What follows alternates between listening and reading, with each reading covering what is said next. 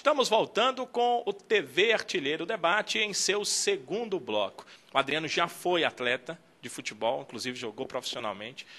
E eu te pergunto, Adriano, que situação? Sei que você não viveu sua vida toda dessa situação, mas tem informações, e você estava conosco quando a gente conversou com o Júnior, o desabafo dele quase que chorando, diante dessa situação que vitimou seu amigo Tonton. Pois é, Danilo, é lamentável aí essa situação do futebol cearense, principalmente no desabafo do Júnior, né, que estava muito emocionado, ainda estava abalado com o que aconteceu, o acidente, ele que vinha guiando seu carro, mas achei interessante o desabafo dele quando ele criticou o calendário do futebol cearense, que jogadores profissionais ficam desamparados, ficam se sujeitando a jogar ligas. Nada contra a liga do interior, eu acho que eles estão no direito deles de querer contar com atletas profissionais. Mas não é profissional, né, Adriano? Não é profissional, mas vai abrilhantar para eles, né? A liga deles lá ter um atleta profissional, vai chamar mais atenção para eles. Eu acho que a federação, futebol cearense em si, tem que repensar esse calendário, tem que repensar para não deixar o seu atleta profissional, o genuinamente cearense, desamparado nessas ocasiões. Você acha, Tony, que a Copa Fares Lopes, que vai acontecer esse ano, no segundo semestre, a informação da federação, resolve o problema?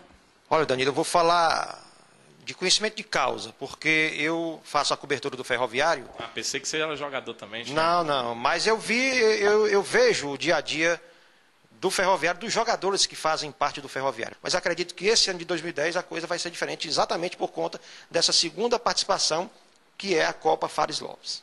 Na concepção da terceira divisão, parece que tem uma regra que só permite 3 jogadores que atuaram na primeira atuar na terceira divisão. A segunda está acontecendo ao mesmo tempo da primeira, então não dá, né, para o atleta atuar. O Ronaldo atua bem na segunda divisão, né, faz essa cobertura, ajuda bastante na cobertura para o artilheiro. Ronaldo, na segunda, na terceira, a segunda, como eu disse, menos. A segunda divisão é livre. A questão Mas tem as datas, né? É livre. Mas ela tem as datas, divisão, né? Sim. Aí eu te pergunto o seguinte, a terceira tem muito jogador que atua na primeira, né? Mesmo com essa regra de 3, todo time tem seus 3. Apenas 3 jogadores acima de 23 anos. Somente 3 jogadores em campo acima de 23 anos. Mas, retornando ao caso do Tonton, eu vou colocar como uma fatalidade o que ocorreu com o Tonton. Entretanto, a gente tem que ver que esse atleta foi jogar na Liga de Itauá estando empregado. Ele era um atleta vinculado ao Clube Atlético Pacajuense. Entretanto, o Pacajuense está 3 meses atrasado. Nós tocamos nesse ponto no programa anterior.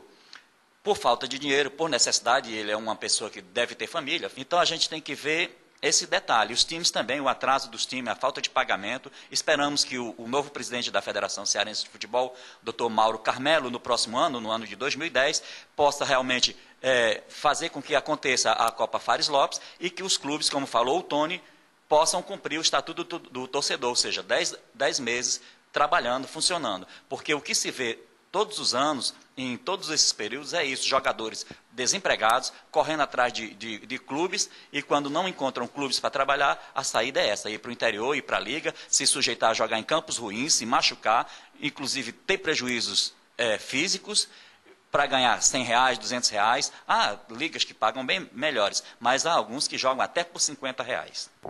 Essa é a situação de um atleta profissional que está atuando. O Tonton, por exemplo, tinha 21 anos. Quer dizer, era um jogador, um atleta muito jovem, né? Um ser humano muito jovem.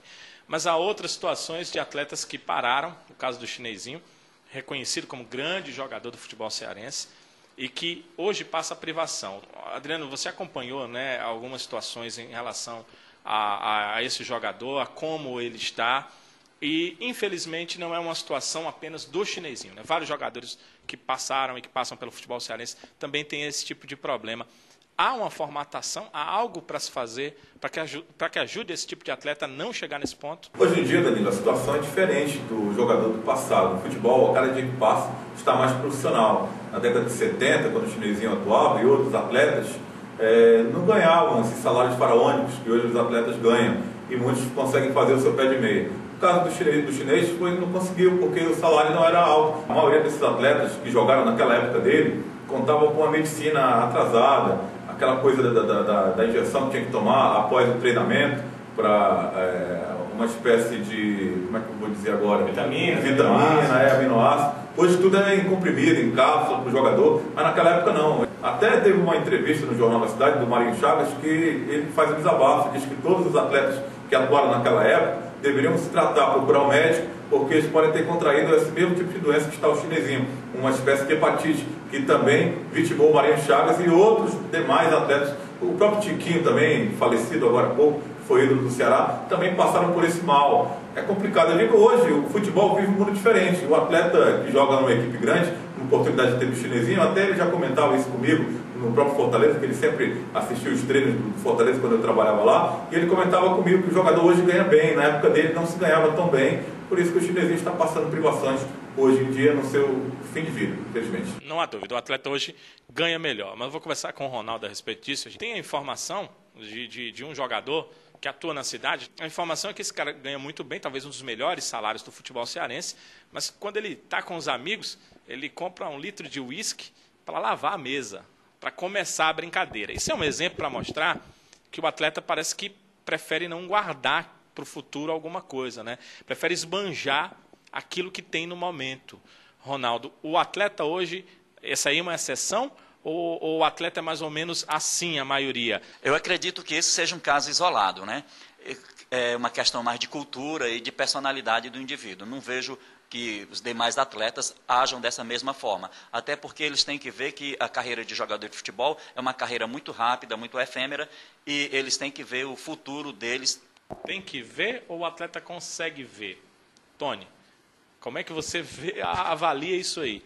Eu ainda acho que são poucos os que têm consciência. Viu? Agora, um detalhe a ser levado em consideração é o seguinte, é que quando um jogador faz uma doideira dessa, como você frisou aí, de lavar a mesa com 1 litro de uísque, ele ainda leva mais 3, 4 jogadores com ele. Pior quando leva jogador novo, né? Às vezes da categoria de base. Exatamente. Então a gente vê muito isso ainda. Se você procurar, você encontra quase todo final de semana, você vai ver jogadores, categorias de base, jogadores formados, jogadores que era para ter, na verdade, o bom senso, né, e servir de exemplo fazendo esse tipo de coisa. Mas eu acredito que não é a maioria, certo? Não chega a ser a maioria, mas tem muita gente ainda fazendo isso. Esse tipo de jogador, a vida é muito curta. Há de se levar em consideração isso. A vida dele é muito curta e ele provavelmente vai morrer à míngua. É mais ou menos por aí. No nosso último programa, nós estávamos aqui comemorando com nossos debatedores o Caucaia ter passado para a segunda fase da Copa do Brasil. Pela primeira vez, uma equipe feminina cearense passou para a segunda fase da Copa do Brasil. Agora, Ronaldo, a gente já comemora que ele passou para a terceira fase e bateu o poderoso Esporte Clube do Recife. É verdade. A equipe do Caucaia hoje está entre os 8 melhores clubes do Brasil. Passou já 2 fases, a primeira contra a equipe do São José do Gurupi, do estado do Tocantins. Em seguida, enfrentou o Esporte Clube Recife, venceu dentro de casa e conseguiu a sua classificação dentro da Ilha do Retiro, empatando em 2 tempos com a equipe do Esporte. Agora a equipe do Caucaia deverá jogar contra o São Francisco, um clube baiano que vem de 2 goleadas. Venceu a primeira partida fora de casa por 10-0 e a segunda em casa por 11. É esse o próximo adversário do Caucaia dentro da Copa do Brasil. Como a gente tem pouco conhecimento de quem é o time, Adriano, a gente não sabe quem eram os adversários, né? Ganhar de 11, ganhar de 10, às vezes não significa nada. Agora, parabéns para o Caucaia, né? Fez o que ninguém fez, passou 2 fases já. Com certeza, a gente tem que parabenizar o futebol feminino de Caucaia, vem mostrando um grande trabalho, foi campeão aqui do estado, foi bicampeão, lembra aqui o Ronaldo.